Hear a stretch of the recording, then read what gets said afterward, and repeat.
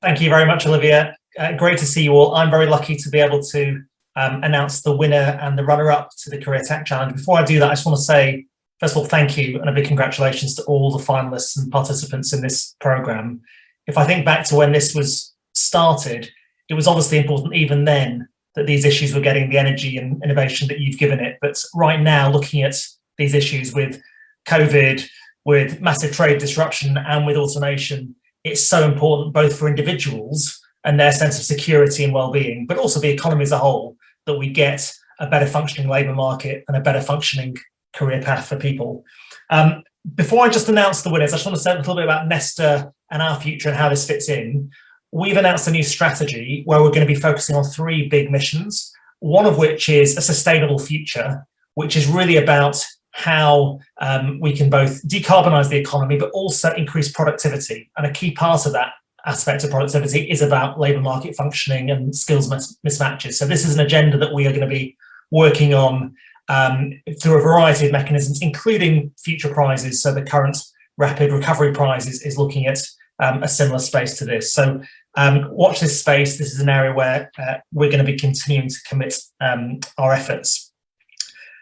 So let me go on to the actual winners and runners-up and just say a little bit about them. So the runner-up to the CareerTech Challenge has made an incredible progress in the last 12 months, and our judges praised their focus on career happiness as something that's often missing from the discussion on employment support. So I'd really like to congratulate Would You Rather Be, which is a unique career discovery app to help people find and get into future-proofed careers that they'll love.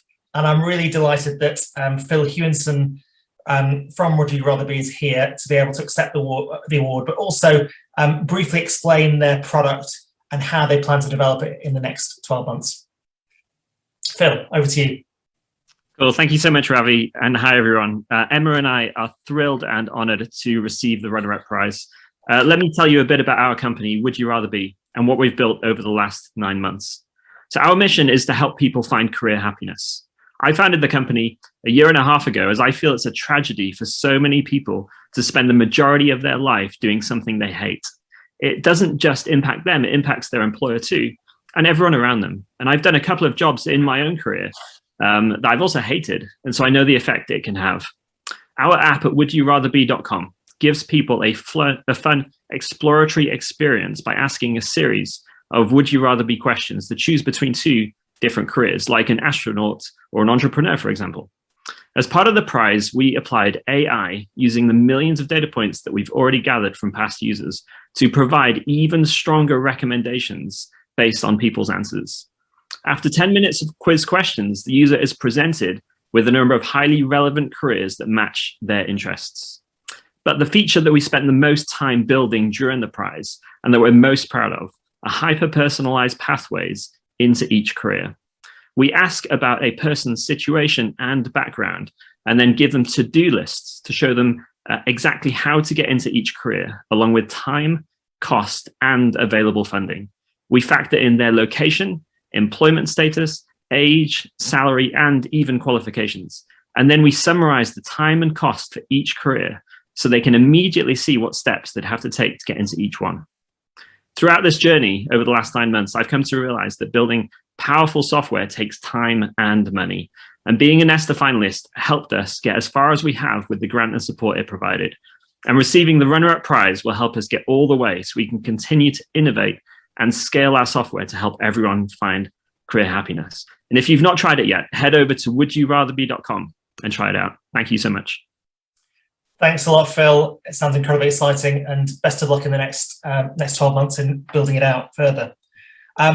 So now let's go on to the winner of the CareerTech Challenge Prize. Our judges recognise their clear dedication to solving the problem and welcome the development of new open source tools as a way to accelerate innovation in the sector. And the winner of the CareerTech Challenge Prize is Bob UK, which is a partnership between Bayes Impact and ACH. And this free platform uses AI to analyse people's job search needs and the challenges they face, provides tailored and practical motivating advice to support them into work. So I'd like to invite, first of all, Tom Dixon and then Joanna Beaufoy from Bob UK to briefly explain the product and how they plan to develop it with the prize money. Tom, over to you. Thank you, Ravi. Yeah, first of all, I'd like to say just how elated and happy we are to receive this prize. That the money will make a big difference in enabling us to continue this work. I was inspired by something we heard earlier in one of the first sessions from Tracy Fishwick, saying that people need people. I think the strength of this project lies in linking the kind of highly skilled tech team that Bayes Impact have, along with ourselves at ACH, who have direct links into refugee and vulnerable migrant communities who are some of the most marginalised in the UK. For those marginalised communities, COVID has significantly exacerbated the divide. Those marginalised communities are becoming more marginalised, more digitally excluded, and this has only worsened in the last 12 months. The combination of innovative solutions such as the one we've developed needs to also be supported, I think, by governmental interventions. So, for example, somebody mentioned earlier the necessity of free Wi-Fi, and I think the two together can work to bridge that digital divide. And with that, I'll pass to Joanna.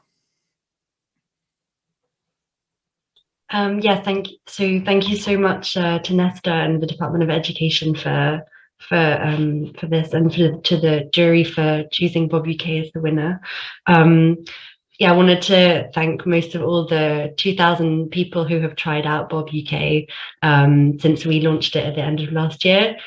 Just to take one of their feedback comments was that Bob is how to find jobs better, and we thought that was a really good illustration of what we're trying to do. We've built Bob UK based on the original Bob, which was in France. We've helped 270,000 users in France on their job search, and this is encouragement that we can in the UK use data and experience design to have an impact in people's everyday lives, and something that is so central to many other aspects of life other than just work, but finding quality work. So thank you for this program, because we've been taken through a whirlwind of pitch workshops, impact evaluation, experience design, and it's been like a treasure trove. And Nesta has checked in on us every 2 weeks to ask how we're doing, which has during COVID been what everyone needs. Just yeah, thanks to the team Nesta with Julie and Nassin and everyone at LiveWork, Simpact and PitchSmiths, and working with ACH. So we've never actually met in person. We've been doing this whole thing remotely. I'm in Brussels, my team is in Paris and Lyon, ACH are in Bristol, Birmingham, Coventry. They've put us in touch with the front line with their work coaches. So Shirley, Beth, Marlene and Helen have been allowing us to do user testing in the most challenging of situations where everyone's restricted by the technology. And what Tom said about digital accessibility is absolutely crucial, and what we've all been saying. So yeah, 9 in 10 workers will need to retrain or learn new skills over the next 10 years. So everybody who's been involved in this prize that we've been able to work with as well, we all need to keep going and make this space much, much bigger. And it's been a real honor to work with everyone, having the RSA with their amazing data on COVID and automation, LMI for All, the ONS, the Open Jobs team, like all these people we've worked with, and it's been really exciting, and that's what we'll be able to continue with this prize. If you want to try out Bob UK, it's uk.hellobob.com, and feel free to contact us with any collaborations or having content in Bob. Yeah, thank you so much. Thank you very much, Joanna. Just let me end by saying thank you again to all the participants, and particularly the runner-up and the winner there. It's an amazing work that you've done. I didn't realise the difficult circumstances you had to do it in, and best of luck in developing this further in the next year. If you want to see any of the pitch videos and get the contact details of the innovators, please do check out the expo section, because you can watch the pitch videos there. And for the rest of the day, they'll be available to potentially connect up.